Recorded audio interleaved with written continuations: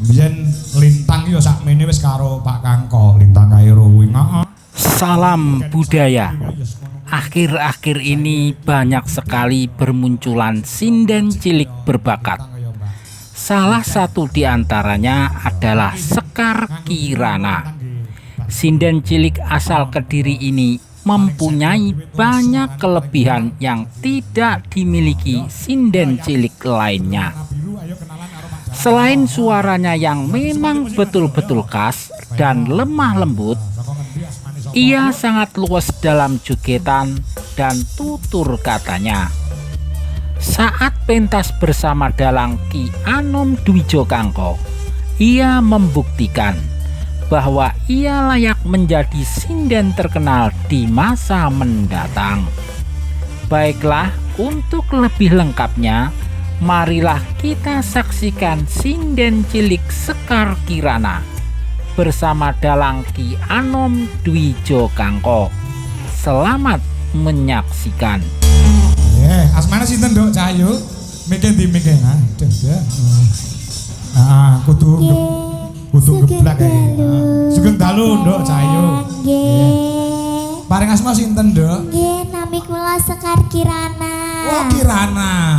Panggilannya Sekar mawon. Oh, Sekar. Nggih. Monggo lek nyekar ki ning kuburan. Nah, ora Sekar ki maksudnya apa? Ngerti ora? Sekar ki tegese apa, Nduk?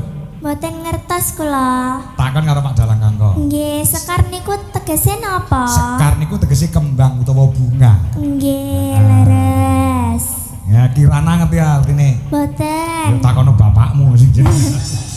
Nggih, daleme pundi Cahyo? Nggih, kula saking Desa Kalipang, Kecamatan Grogol, Kabupaten Kediri. Weh, saking Kediri juga. Tetangganya Kimora. Oh, tetangga. Iya. Oh, alah Kediri ki kok tukul sinden apik-apik mento yo. Kan dhisik nganti saya ini. Aduh. Nduk Sekar kelas pinten, Nduk? Nggih, kula kelas 1 SMP niki. Oh, lebet SMP niki. Nggih. Berarti lulus SD nggih? Nggih, leres. Dah cara wayang wong ngono Sri Kandi ya, Ben. Nggih, leres. Obat. Nggih. Nggih. Niki mau mriki kalih sinten kok Kediri? Nggih, kula kalih bapak, kalih emas, kalih ibu, kalih adek, kalih mbak, kalih emas. Kuwi sak RT to kuwi. Nggih, bapak asmane sinten? Bapake namine Eko. Oh, alah kok Eko. Bapake teng mriku, sampean manggile teng mriku. Oh, nggih Pak Eko. Dadah. Nggih, ibuke sinten? Sri. Oh, Sri. Nggih. Sri entuk Eko terus anak-anak sampean ya. Nggih. Dadah. Iya, Sri Eko terus widodone iki wis ngendang. Nggih. Badhe nembang napa Cahyo? Nggih, kula badhe nembang ngimpi mawon. Ngambara ing niku ta? Nggih, leres. Alah Sri anakmu iki lho Sri. Dadah. Monggo dipun bawani sik ya. Nggih. Diaturke sinten tembang niki ngimpi? Kangge masyarakat temriki. Mriki pundi? Kajang. Kajang. Nggih, kajen nggih. Nggih, alah nggih. Lek maam rada akeh to, Nduk. Lek maam rada akeh. Sinden kok kaya triplek ngono. Ngam ya. Nggih. Ngambara ing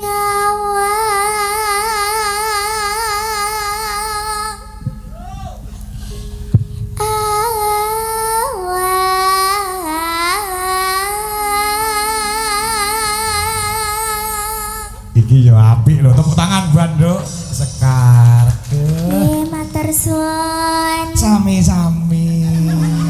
Ya ampun, gelungane gegeden kudu ngeblak. Hangat. Ya.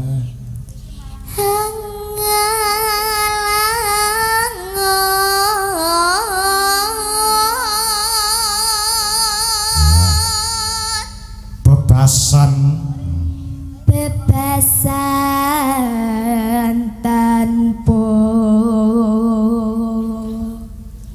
tapi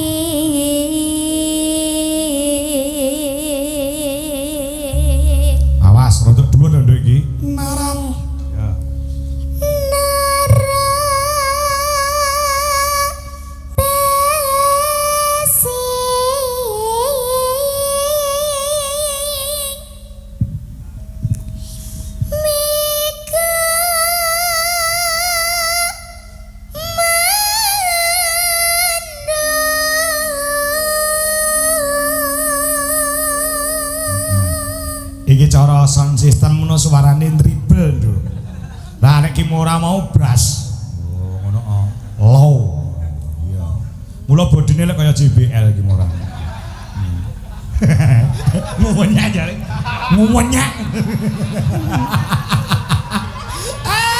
Itulah tadi penampilan sinden cilik Sekar Kirana dengan suara dan jogetan yang lemah gemulai, membuat dalang Kangko Semak, membuat dalang Kangko sampai terkagum-kagum dibuatnya. Bagaimana menurut pendapat Anda? Silahkan tuliskan komentar Anda di kolom komentar kami. Tetap dukung terus channel kami dan salam budaya.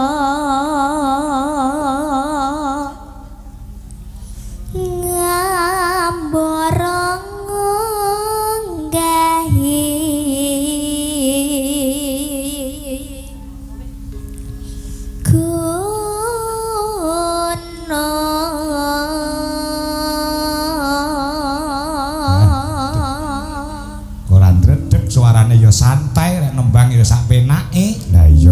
Kula niku wateke kalem. Oh, kalem. Inji. Mboten semerap. Tenan, Nduk. Tenan. Pancen watak wantu kuwi beda karo Kimura. Halus banget ya ampun. Kula kayak Mbak Lintang Kairo niki lho. Oh, halus. Nek enek wong kebakaran omahe entek, Nduk. Yo kebakaran. Yo main entek no. Nek anu kaya Kimura, kok banyu. Lek sampean enek omah kobong, yo kebakaran. Yo main selak entek. Nggih to? Nggih.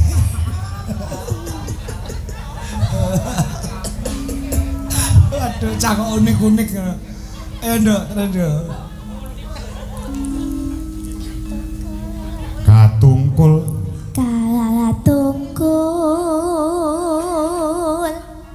ngumbar gagasan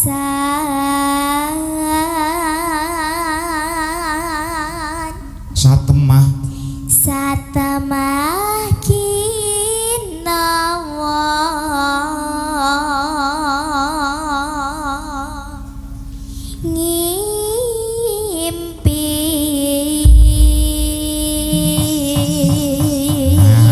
Oplos tepuk tangan buat Nduk Sekar Kirana. Nduk iki enek saking hamba Tuhan jare. Hamba Allah kok hamba Tuhan ngekel goblok entek muncul. Ya enek 200.000 Nduk. Nggih. Sing maringi hamba Allah. Matur suwun nggih. Beliaunya. Nggih matur suwun. Ngangge sing nganggo kopiah nika lho. Pundi? Nika ngangge kopiah menika. Kopiah dipun lepas menika, Nduk. Nggih matur suwun nggih Bapak, mugi-mugi rezekine lancar. Paringi napa nggih paringi bojo anyar. Nah, nggih. Nggih ora. Boten. Oh, sasine kok diracun ya katut. Nah, nggih. Luar biasa dipun paringi 200, Pak. Niki wau Kimura sampun 200, Kirana sampun 200. Mungkin kirang 200 anu Lintang Kairo Pak, disiapne sisan mangke ta. Ben mboten mancinde Mbak Ciladan. Nggih ta Nduk Cahyo Kirana?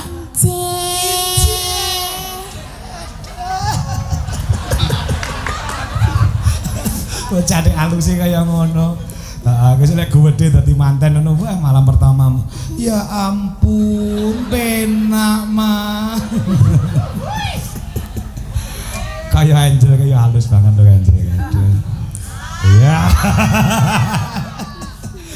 Ya, coba. Seripat. Ya. Seripat, seripit, limbane merak kasempet.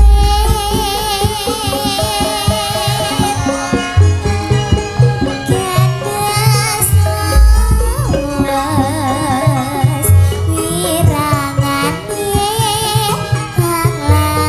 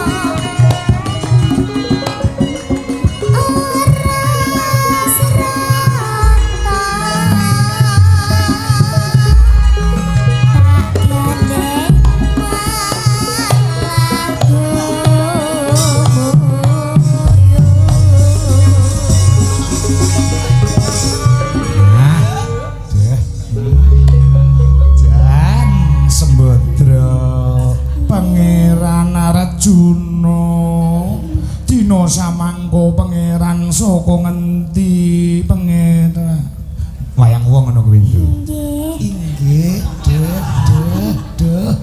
anake Sri nah ki mau Pak Kangko entuk WA Nggih. saking Pak Muklasaan Nggih. maringi panjenengan arta 300.000 Nggih, matur suwun. apa wis dikeki Mboten dereng. oh dereng lan iki Nggih.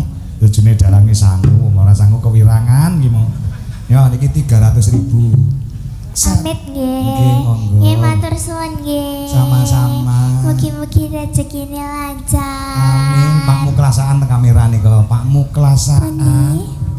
Pak Muklas mboten maksude sawang nyawang kamera kok ning jero kamera ki ora. Nggih. Kok nyawang kamera kok endi? Nggih Pak Muklasaan matur nuwun.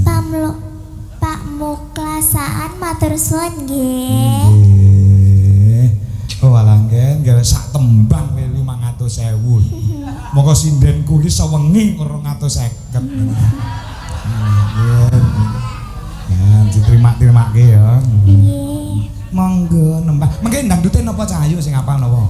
Ireng manis mawon. Ireng manis. Iso to? Ning ireng manis. Nang pelok barang sing slendro napa? Gubuk asmara, Sri Huning, Wedang Kuning. Napa?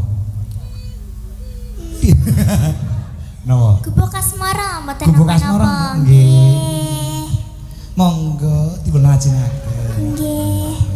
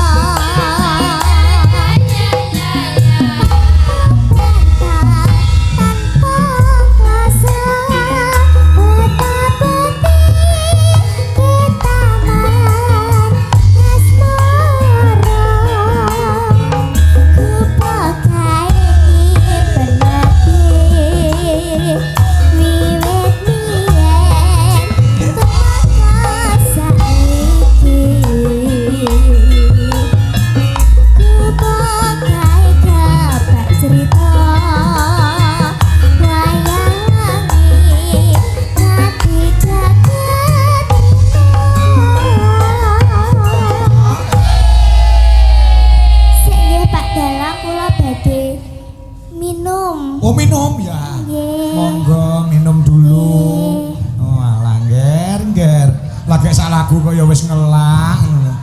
Kula niki habis radang. Oh radang. Nggih radang ngombe dedek nggih. Wah jan iki pirang dina ora ngombe kaya wong ngelak banget ngono. Dedek. Tujune pas ra angine gedhe lho, Nduk. Ya apa maine gedhe no kabur lho iki. Heeh. So meletik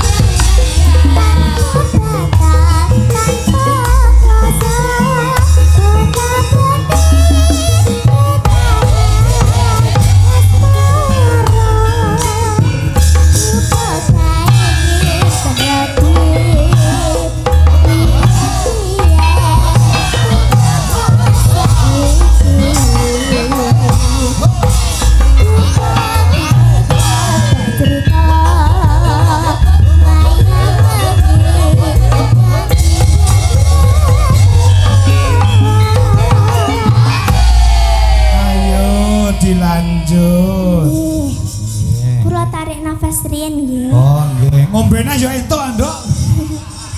Ngombena yo entuk. Ayo. Cetataan sajrone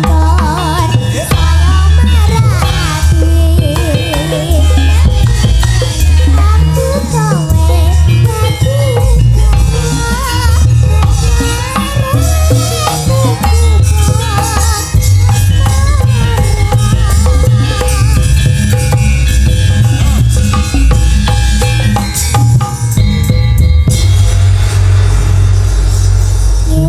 Matur nuwun nggih. matur suwun nggih. Nggih, mangke nembang malih nggih. Nggih. Siap. Alah nggih. Itulah tadi penampilan sinden cilik Sekar Kirana. Lalah ya yo. Dengan suara dan jogetan yang lemah gemulai, membuat Dalang Kangko sampai terkagum-kagum dibuatnya. Bagaimana menurut pendapat Anda? Silahkan tuliskan komentar Anda di kolom komentar kami. Tetap dukung terus channel kami dan salam budaya. Maaf, Kediri pancen nyetak sinden-sinden luar biasa. Ayo, saiki genti sapa?